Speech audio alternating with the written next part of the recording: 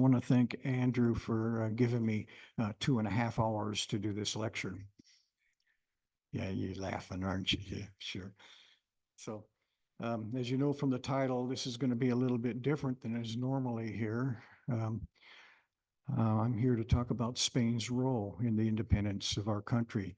And I'll start off by saying I have trouble saying our revolution, because when I went to Spain and they asked me what I was researching, and I said, Spain and the revolution, the American Revolution, they looked at me and said, which American Revolution? Because Spain suffered a lot of them. So, I had to delineate the birth of the United States, right? The birth of the United States. So I've been very careful in all my titles since then not to say the American Revolution, because some of my books have had the good fortune to get published in Spain. And, they wouldn't have it if I had it that way. So I want to start off with a generality, maybe to shock you, I hope not. But I will say this right up front, that without Spain, our founding fathers and their rebellion, against Britain would not have succeeded. Just wouldn't have happened. Why? Because when Spain got into the war, it became a world war and it made it possible. Now, in the face of it, some of you are thinking, well, that's a really stupid statement. And I assure you, I'm prone to make stupid statements. I could sit up here and say, without France, they wouldn't have won the revolution. Or without the rebelling colonies, there would have been no revolution. The key here is that the colonies rebelled. They needed help to succeed. France joined them. And even France, once they got in, knew they couldn't win unless Spain joined them too. And so that's what I mean by that.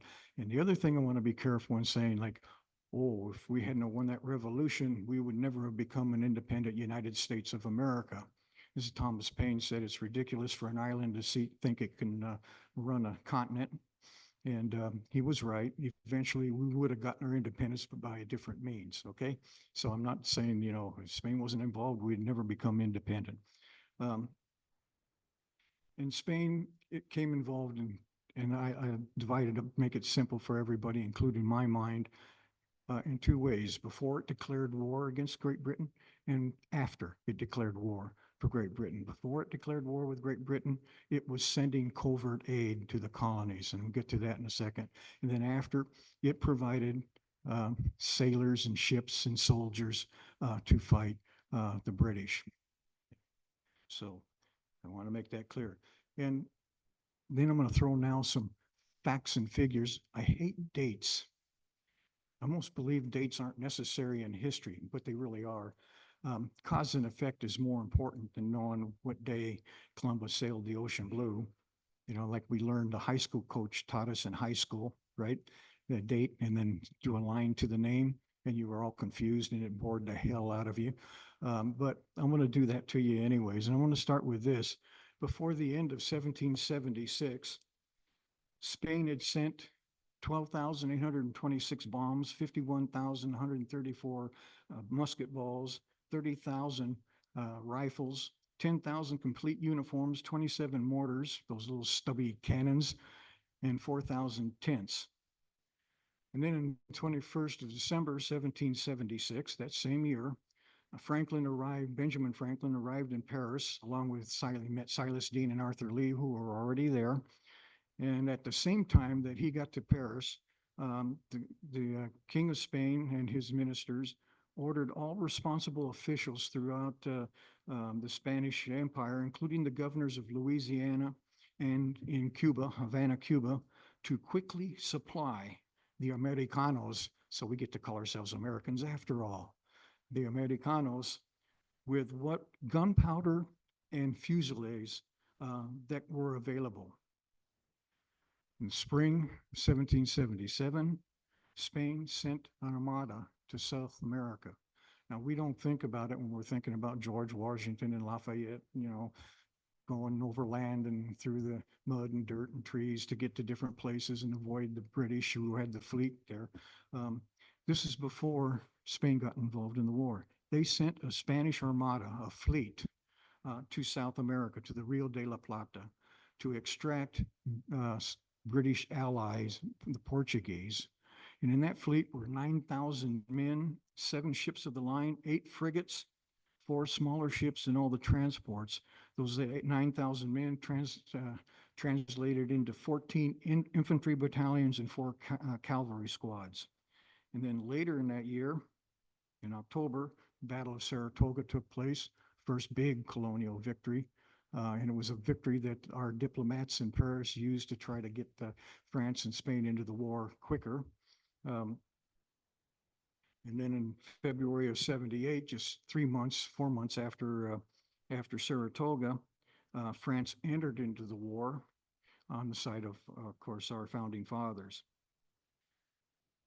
In that same year, just a month after France entered the war, the firm of Gardoki and Sons, Diego Gardoki, became the first ambassador of Spain to the United States. But at this time, he's a banker and a merchant, has a fleet of ships. He sent to New England, in this case, 18,000 blankets, 11,000 pairs of shoes, stockings, shirts, and medical supplies, including quinine. And almost every petition from our ministers in Paris, Benjamin Franklin, Arthur Lee, and Silas Deane, they asked for quinine. Very important during the Revolution. And then on June 21st, 1779, Spain declared war on Great Britain. And in August of that month, they defeated the British in the Mississippi River Valley at Baton Rouge, Natchez, and Manchac, with a contingent of American soldiers under a U.S. flag, which is important for this organization to know. In August of that same year, in March of that same year, they defeated the British in Mobile, Alabama. In 1780, in May, St. Louis was successfully defended against the British, and the British then in their retreat were pursued by American troops, George Rogers Clark's people. February 1781, how many of you are from Michigan? Anybody from Michigan here? How many of you have been to Michigan in the winter? Yeah, well, we know what it's like in the winter. You didn't go back, did you? No. A Spanish contingent left St. Louis and went to Michigan, upriver as far as they could go until it iced over. They cached their goods to have them on their way back, and through the snow, got into southern Michigan, surprised and sacked and burnt down the British fort of St. Joseph in Michigan, a Spanish contingent. And then, of course, in May of 1781, probably the most battle of all with Spanish involvement was Pensacola. And we'll get to that one. Pensacola on the Gulf Coast, still called the Gulf of Mexico, incidentally. I'm from New Mexico. I'm afraid he's going to try to change our state's name. So that battle took place in May of 1781. And then right after that, in October 1781, Yorktown. 1782 in May, Spanish contingent with an American flagship, the South Carolina, took the Bahamas from Britain. So now we have Americans again, U.S. soldiers or sailors fighting with the Spanish. And we'll go on to contributions. In this country, the southwest of the United States was still part of the Spanish Empire, but a notice for tax to help support the war came out. New Mexico contributed 3,677 pesos, which translates with the sheet we passed out to $110,000. California contributed 4,216 pesos fuertes technically. That translates to $420,000. This was a lot of money back then. Not anymore. We all have that much money, don't we? Yeah. In Arizona, somewhere around 22,000 pesos, or over 400,000 in dollars. So you need to know that. So what happened? Spain did not like Great Britain, nor did France. We know that. And so they saw an opportunity. They just lost a war. We know it as the French and Indian War. They know it as the 7 Years' War that actually lasted 9 years, but you know, historians aren't mathematicians. And so they just lost the war. And if anything, Great Britain was a sore winner. So they occupied, you know, they had Gibraltar, they had the, what was the Spanish island of Minorca in the Mediterranean. They started setting up settlements and making inroads in Central America, which belonged to Spain. The Portuguese were moving up the Rio de la Plata, and the Portuguese are strong allies with Great Britain. Um, and so they saw an opportunity with the rebellion here. It wasn't because they were some great liberal thinkers and they thought everybody should be a democracy. France and Spain were both loyal to their king during the war. You know, the revolution didn't happen until after. And so they started sending covert aid. And I'm here to tell you that we've uncovered enough documentation to tell you that Spain spent more money on our independence than any other country. Now that mystifies a lot of us because we know that aid came from France, but we also have learned that France and Spain formed a dummy company, a front company, called Rodríguez Hortlitz Issei. Rodriguez for Rodriguez. And each of them contributed an equal amount of money, and that money was used to purchase the weapons and supplies that France would send to the colonies. And those weapons and supplies originated in France. So the money went to the French and the supplies went to the colonies. That's how it started. There was other supplies going up the Mississippi River. New Orleans at the time was Spanish. Louisiana was Spanish. St. Louis was Spanish. And so supplies are going up there. And we learn from the documents in Spain that they had warehouse full of stuff waiting, sending letters, some correspondence to Patricio Enrique. Everybody know who Patricio Enrique is? Huh? I can see you shaking it all. No, who's that? Patrick Henry. He was in correspondence with Bernardo de Galvez in New Orleans. Patricio Enrique to the Spanish, you know. So see, you've already learned something. This is great. So they were sending supplies up there. George Rogers Clark received most of his gunpowder through St. Louis. And of course, there's a story of him falling in love with the lieutenant governor's daughter. That's not true. So we can strike that down. I used to love to tell the story because story is he fell in love, went off to war, never came back, and she became a nun, you know, with a candle in the window. It didn't happen though, so we won't tell you that. So George Rogers Clark actually would go to St. Louis to receive supplies, and the Spanish records have the documentation of those meetings, including the dinners that the lieutenant governor, a man by the name of Leyba, I won't give you the whole name because you wouldn't remember it, nor would I. They would toast both countries and the success of the rebellion while they were doing it. This is before Spain got into the war that this is happening. Then France declared war, or signed two treaties as an alliance and commercial treaty with the colonies. Spain didn't do that. It's one of the reasons we tend to overlook Spain's involvement in this. And the reason Spain didn't do that is multifold, but I'll give you two big good reasons. One is, remember that fleet that they sent to South America? The same time they sent the fleet to South America, they sent a smaller fleet to Lisbon. And they anchored in front of the capital of Lisbon on the Tahoe River, pointed the cannons at the capital there, and their minister of state, a guy by the name of Pombal, got the message. You're going to stay out of this. And they also took a big gamble because they were dealing with England's ally in Portugal. And when they went south to Portugal and started cleaning out the Portuguese out of the Rio de la Plata, it was a risk. But they knew, and they got the feeling, and they learned that England wasn't going to risk getting into a war with Spain at that time because maybe England thought they were going to lose. So what happens? France signs the treaties. That's a declaration of war in essence. They send a fleet. They're going to trap British fleet outside of New York. And the idea was for the captain, D'Estaing, to open his orders to say war has been declared. We are at war. Attacked the British before the British could get that message.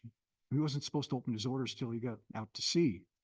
But there were spies everywhere in Paris. One of them was Franklin's personal secretary.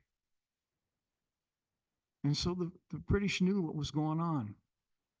And we all know the story. The French fleet showed up, did nothing, went up to New England, dropped off some troops, and then went down to take care of its islands in the Caribbean.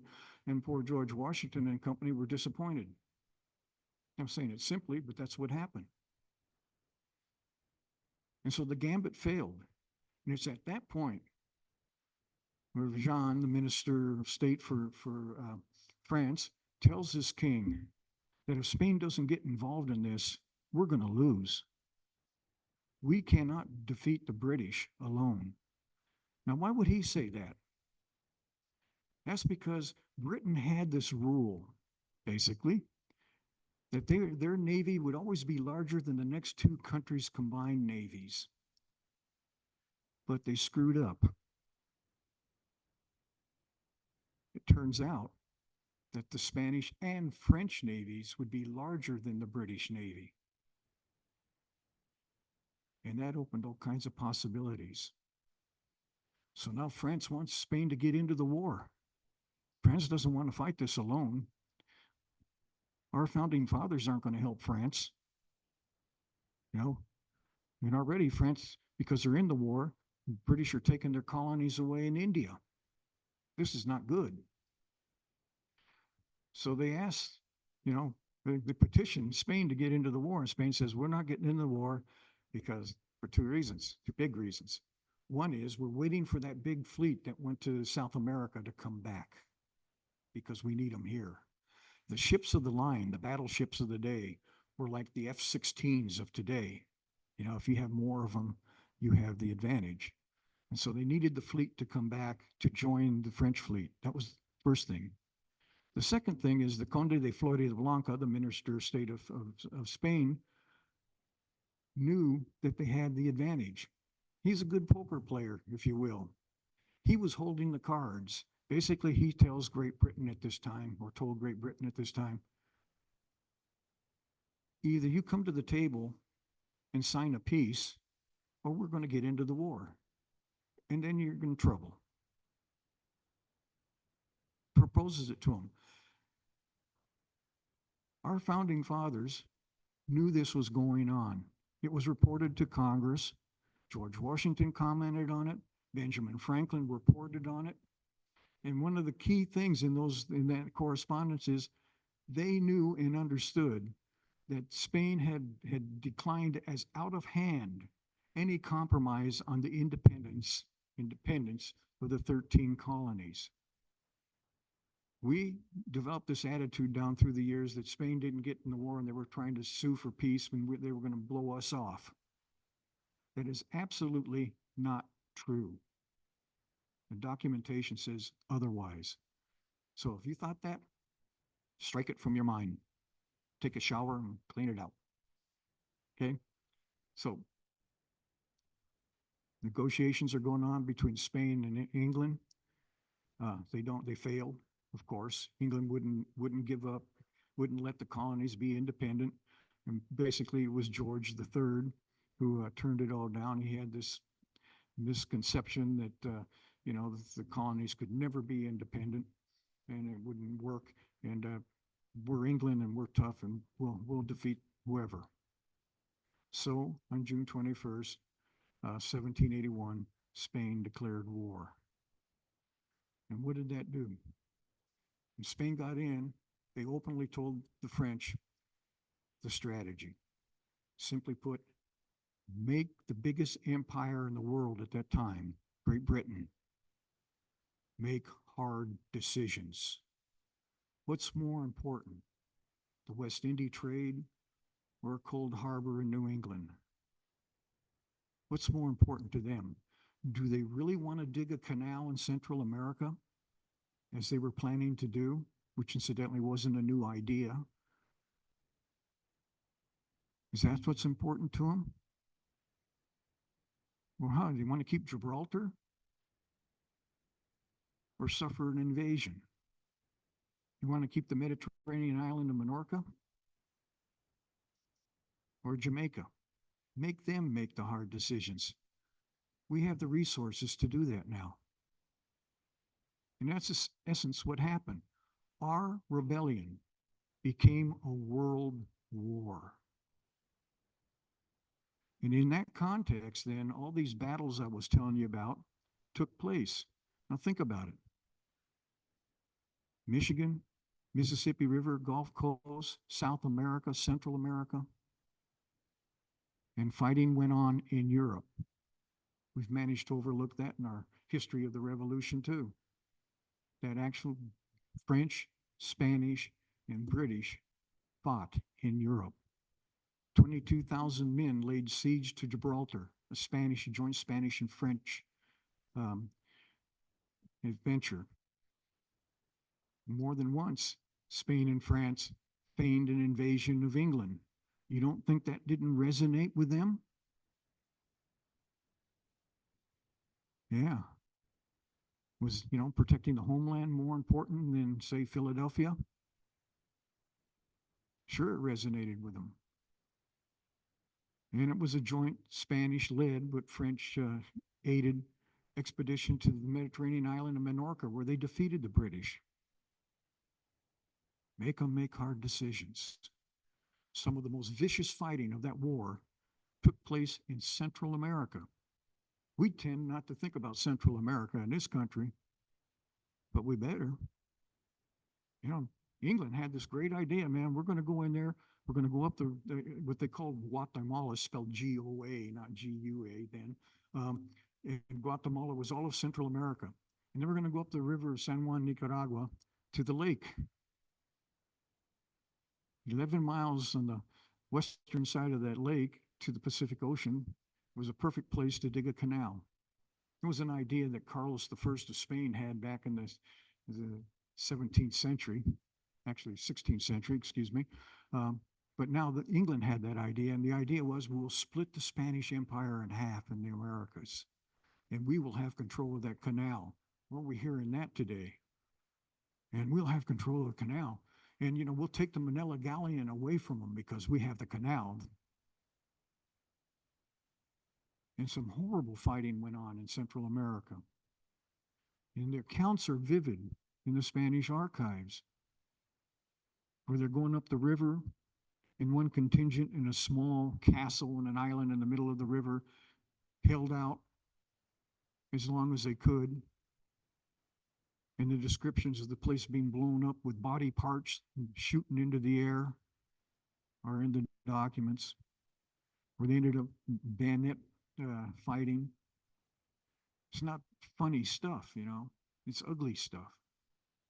And because of their sacrifice, it delayed the British contingent long enough. By the time they got up to the mouth of the lake, they were met by another Spanish contingent and gunboats.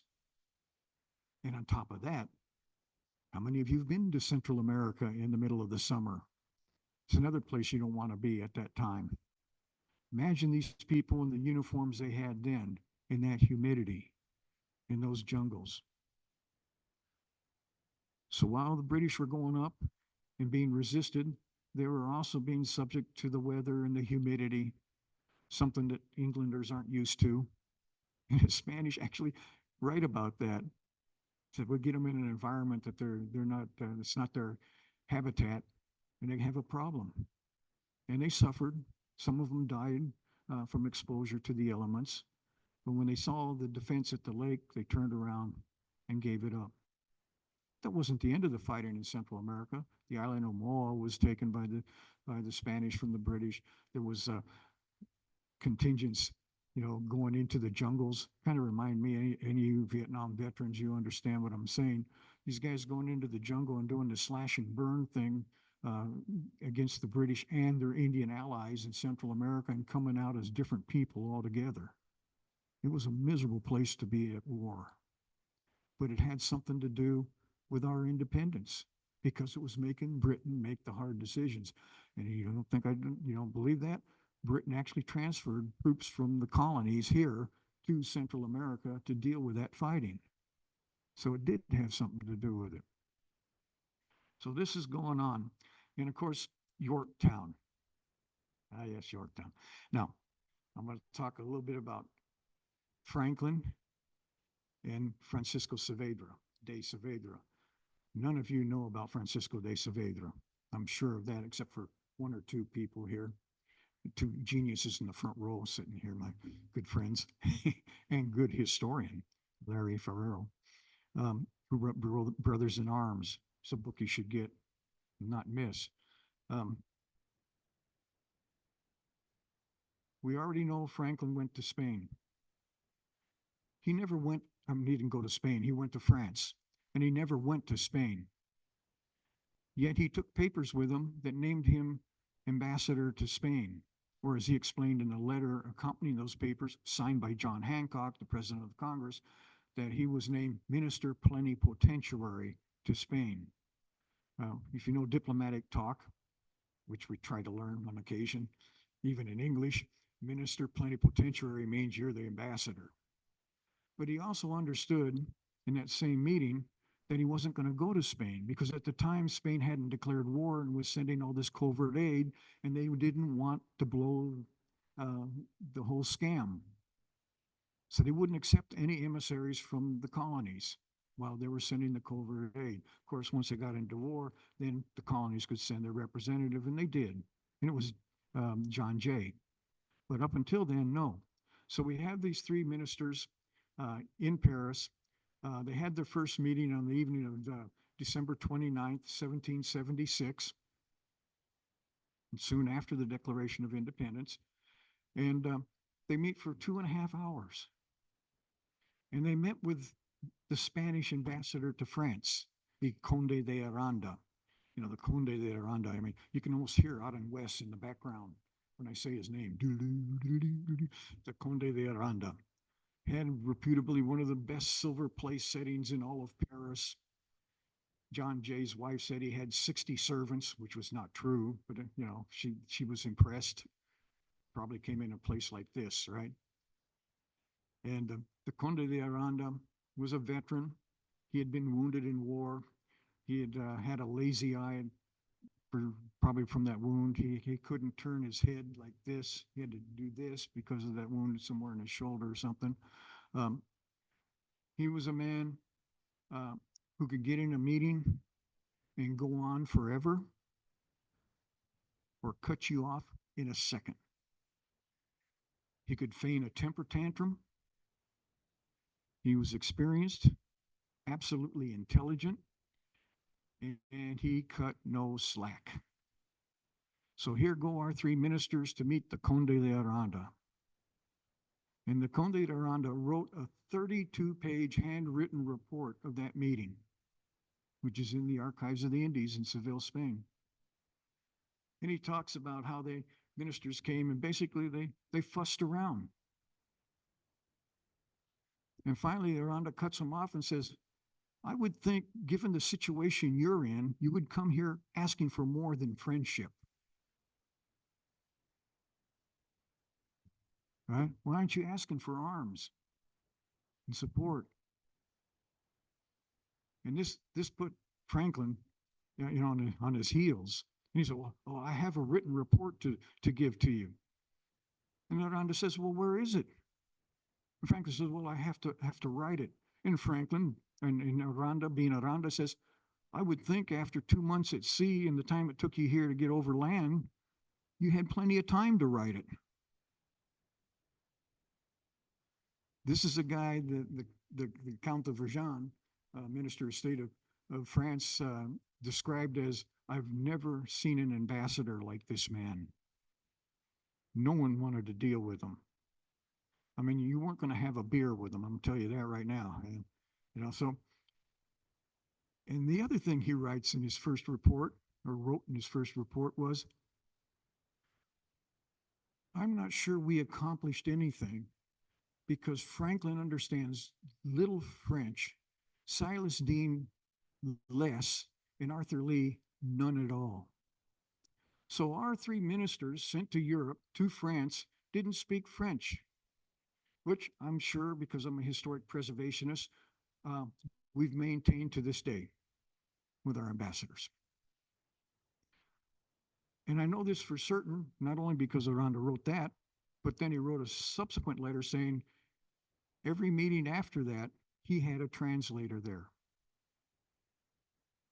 to make sure that they understood each other.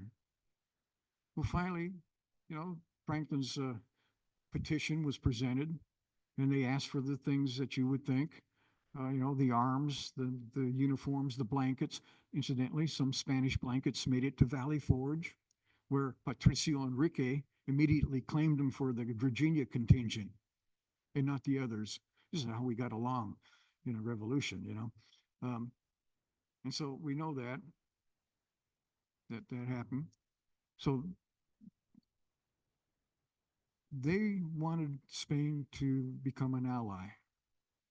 And Spain had this position. They had its own colonies that it had to watch out for, too. They wanted to support the rebellion. But their answer was, when you become a country, we'll recognize you. Until then, we'll support you. And we'll do it covertly. It was a diplomatic gambit, in a sense, but it made sense. But when France got into the war, then the wound is open.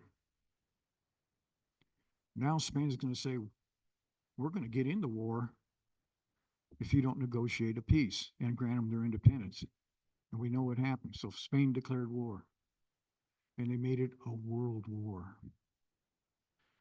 When Spain declared war, they sent the King of Spain, Carlos III, sent this genius of a man. He's part of the Spanish Enlightenment. He's a man whose life is amazing, and I'm not going to give you the whole life. That's a different lecture. But he corresponded with all the enlightened people. He spoke, obviously, Spanish, translated English and French, and read Latin.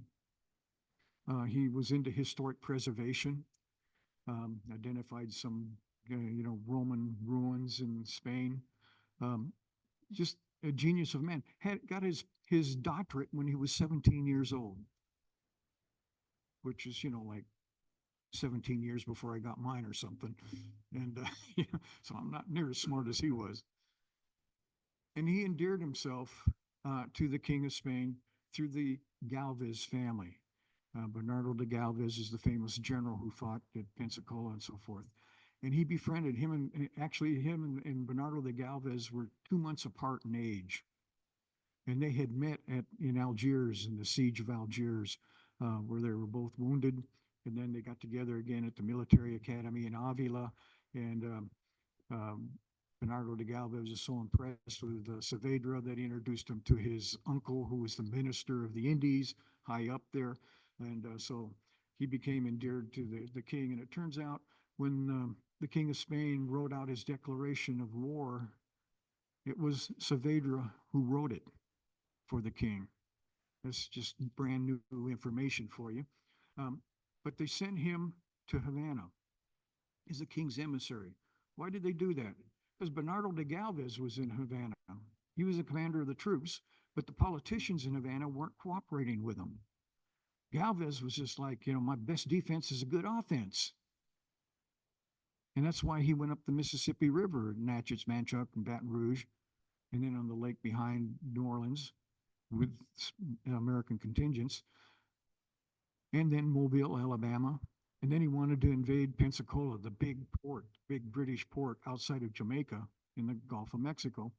And, he finally wrested permission from the politicians, loaded the ships up, put them in on there, and a hurricane hit them and spread them all over the Gulf Coast from the Yucatan Peninsula to Florida itself, where some of the survivors were. Many of them died.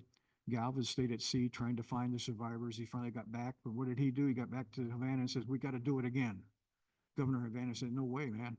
We're not doing this. So why not? He said, because you already failed and we don't have the resources. And if we do it again, we're going to be left defenseless and the British will take Havana and Cuba from us. That happened in the 7-Year War, so it was recent memory. Galvez didn't want to hear of it, but he couldn't do anything about it. But he had the connections through his family to the King of Spain. King of Spain sent Francisco Saavedra, this genius of a guy. Now, Saavedra, you look at him, there's a Goya painting of him, kind of looks like Antonio Banderas. good looking guy. And he has the balloon shirt and his hair's back with a big bowl back there. You can just see the dude, women swooning around him or something. And apparently women loved the guy.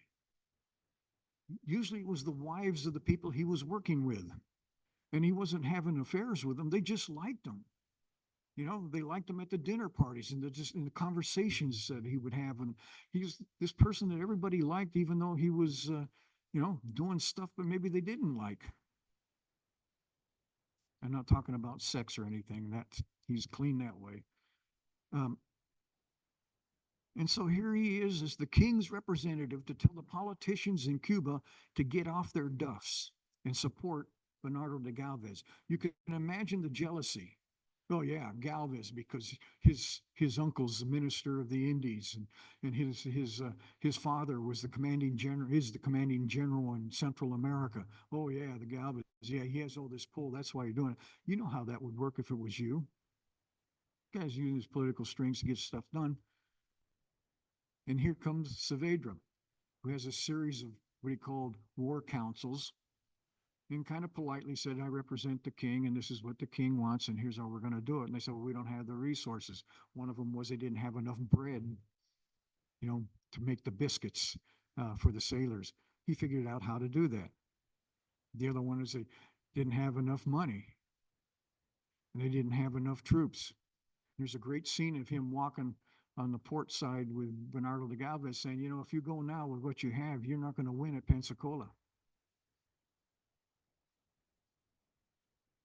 And actually, they both referred to their disastrous history at Algiers, where the Spanish were defeated there, and they were both wounded. And we don't want to create that. Saavedra tells Galvez says, "Don't he's dependent. I don't want to create that." And Galvez, and Saavedra tells Galvez, "Here's what's going to happen. You're going to take what you have, and I'm going to find the resources to follow up. The resources meaning more money and more troops." We know the story of Pensacola. We know the story that Galvez couldn't get the Navy to go through the mouth of the port. And so he commandeered his own schooner, got some volunteers, and went through the gauntlet of the guns. And when the smoke lifted, there he was, safely through. His men suffered one scratch. And I'm sure where the sailors were watching him, they thought he was, like all volunteers, either stupid or very brave. In this case, it turned out to be brave because he survived it and he laid siege. And then it was Saavedra that showed up with the reinforcements. 1,600 Spanish soldiers that he rounded up from Puerto Rico, Dominican Republic, and some in Cuba, and leaving militia from Mexico to help defend Havana, and 600 French soldiers under the command of Saavedra, who put him under command of Galvez. And then, of course, a cannon shot hit the ammunition dump of the fortress there in Pensacola, blew it up, and the forces rushed through the thing, and Pensacola was taken. Saavedra wrote the report that was sent back to Spain describing the Battle of Pensacola. But he wasn't through. He was sent to Havana to do three things: move on Pensacola, raise the money to support the fighting in Central America as well as out of Havana, meaning Pensacola, and organize an invasion of Jamaica. That has been overlooked by our historians. Jamaica was the richest port in the Caribbean, or the Caribbean, for Britain. Think about that. It's a merchant nation. They don't want to lose the West Indies trade. Saavedra knew that that would be important to him. But it was going to take a major effort to invade Jamaica because Great Britain would defend it. So what does he do? He sails from Havana to Cabo Frances, Cape Francis in present-day Haiti. And he meets with Admiral de Grasse. And I have a thing where they sit down and compare orders. And it turns out the Gras had the same orders that Saavedra did because of the cooperation between the two countries. And that cooperation actually extended to France and Paris, where our emissaries, our commissioners were made clear that anything they said to the Spanish representatives, the French would know, and vice versa. And it turns out that was pretty much true. So there was this cooperation between the Bourbones, the Bourbon kings of Spain and France. And they read the orders, basically saying they have to cooperate um, for an ultimate victory. That France put under Spain a contingent of its soldiers in Santo Domingo in Puerto Rico, but that Spain would pay their salaries, pay for them and their supplies and everything. And that if an opportunity arose, like Jamaica, they would plan together. While they're there planning for Jamaica, word comes of the opportunity of Yorktown.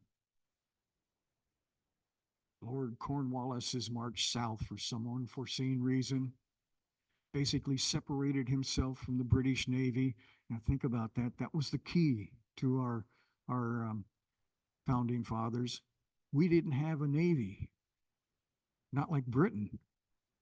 And the British could move their troops up and down the coast by water. What was George Washington doing? Through the forests, over the roads, moving stuff out of the way, suffering winter quarters. We needed to do something to separate the Navy from the Army. And Cornwallis did it for us. And word comes to the Gras, the opportunity is now. We need you to come up with reinforcements and your fleet to block the bay, to make sure that that the British Army can't be rescued by its Navy. And the Gras shares this information with Saavedra and says, well, I'll take 20 of my ships north, 20 of my ships of the line north. And Saavedra said, no, and that's not enough. 20 would be the exact number that the British fleet have at New York, and surely they're going to sail south. Take your whole fleet. And I'm going to release the French troops under our command, under the Spanish command, to you to take reinforcements, troops from Santo Domingo and Puerto Rico. And you sail north. Saavedra says, I can't do that. We don't have the resources. And so they decide, well, let's ask the people of Cabo Frances, see if they contribute money on a loan. Didn't work. It's a sparsely populated area. There weren't that many French there. It's not going to support a whole armada going north and all the troops that were necessary. And Saavedra reminds Gras, says, your orders say, when needed, when there is a dire circumstance, petition the Spanish for aid. That was in his orders. You're supposed to cooperate with us. So, on my word, send a frigate to Havana, Cuba. We are expecting the treasure fleet, as they called it, the silver coming from Mexico, from Veracruz, Mexico. And that'll be sufficient enough money, because what we owe you is 1,000,000 pesos fuertes to support you in the Caribbean. Turns out Spain was paying to support the French fleet and soldiers in the Caribbean with this annual, I guess gift, but it was really support. It hadn't arrived yet. But Gracie counters Saavedra and says, no, I'm not going to just send, a French frigate there with French officers and say, give us money. You're going to go. You got to go. I trust you. So Saavedra does go. Yeah, I picture this. Of course, it's probably not happening because he was so good looking and he looked so good in that shirt that he's on this fast frigate and, they get going, cutting weight, and sideways, and there he is up on the thing holding on, with his shirt open and everything, No, that would make a good movie. And he got to Cuba. Oh, and the plan was that Grassi would sail off of the Cuban coast and wait for the money to show up if it did. Saavedra got there and they collected the money in one afternoon. 500,000 pesos fuertes, according to one record. But then you look at the record of the people who donated it, because what they did was send out a proclamation, and they sent out two French officers with a bag to collect the money. Pesos fuertes. Pesos fuertes minted in Mexico, because Mexico had the silver. The only other place at that time that was allowed to mint money outside of Spain. And we all know that today in our terminology, because those were the pieces of eight, right? Pieces of eight. 2 eighths is what? 1/4, 2 bits. Everybody our age in this room knows what 2 bits is. That's where it comes from. Spanish support in our independence, as well as does the dollar sign. Okay, you can ask me about that later. Right? So, and I also need to say the first printed money by our colonies always had printed there worth 1 Spanish dollar in print. So there was a lot of money coming from Spain. There's no printed money that says worth 1 French whatever.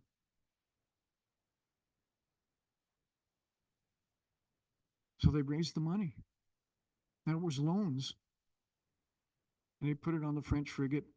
Met Grassi. Grassi sailed north with troops and his whole fleet on the promise that Spain would protect the French colony. And you know the rest of that story. Yorktown was won.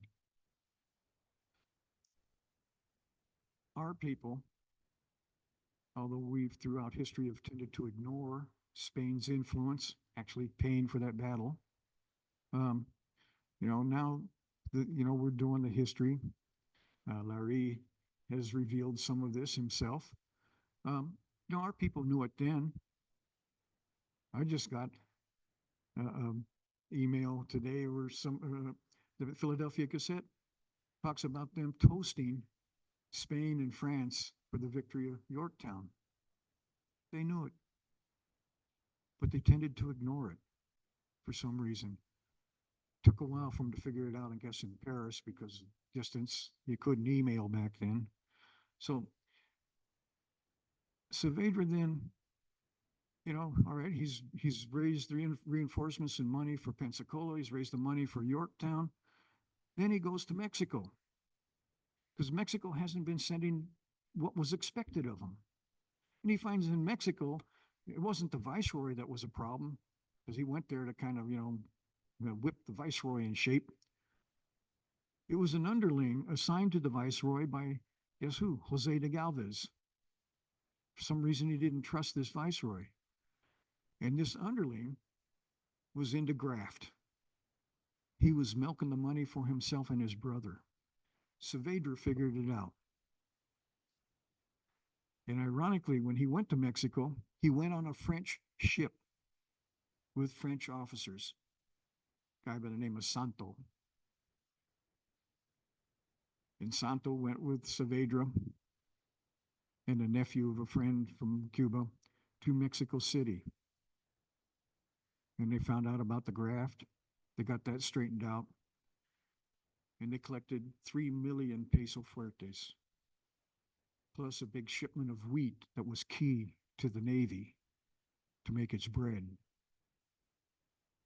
And he gave 1 million of those pesos fuertes to the French to help pay what was owed to them. Now, we now know that there was 500,000 or 525,000. If you read the list of the loans that were made and collected, it was 525,000. Soon after that was collected and after Grassi left, a ship with 1 million showed up. That was from the treasure fleet. The French claimed that because that was supposed to be their payment, 1 million. And that ended up in a big debate because the Spanish officials said, well, we already gave them 500,000. Why we're giving them 1 million? Saavedra solved that by saying they're getting the whole 1 million because Yorktown was a special occasion. So there's 1,525,000 pesos that went to France. And then Saavedra went to Mexico and got this 3 million and loaded 1 million on the French ship and enough money to support them for 2 months at sea. So they ended up getting, in just that little snippet of time, those 3 or 4 months, 2,525,000 pesos fuertes. Now, I sent a little thing out there. Basically, what you can do is multiply it by 30, and that'll give you kind of today's amount. So, what happens? Saavedra goes back to Havana. There's still that other mission he had. Remember Jamaica? It's decided that he should go to Paris. And he sails from Havana to Paris. He met Louis the 16th, Louis the last, 3 times. He met with Verjan and every minister, met in Verjan's house. And he was there telling them that Jamaica had to happen. Now, why did he have to go to Paris to convince them? Because de Grasse, after Yorktown, was defeated. Met Admiral Rodney of the British fleet, and de Grasse was taken prisoner.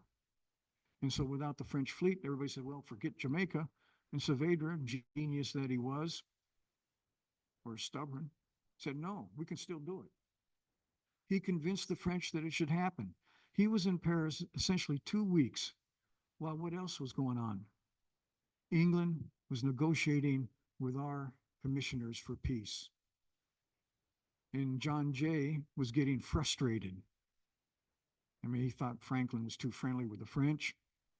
England was procrastinating.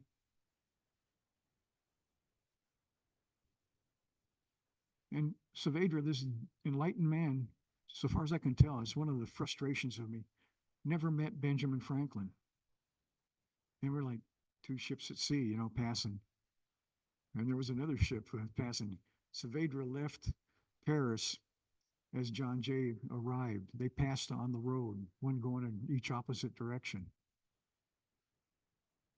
Because Saavedra got permission, got the support of the French to invade Jamaica. You don't think the British didn't know this?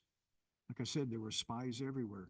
And the strategy was France would send its fleet from Brest to the Spanish port of Cadiz, where the Spanish fleet was.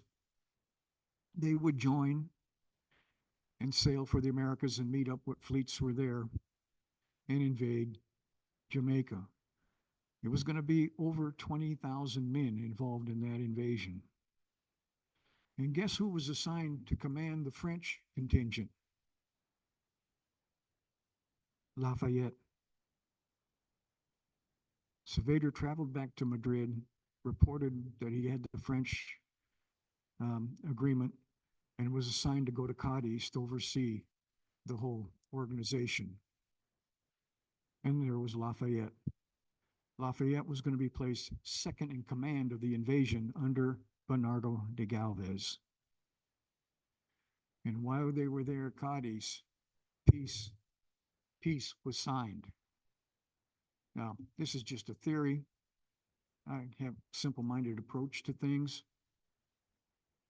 While those fleets were forming in Cadiz, British ships were sailing back and forth outside the port. They knew what was going on.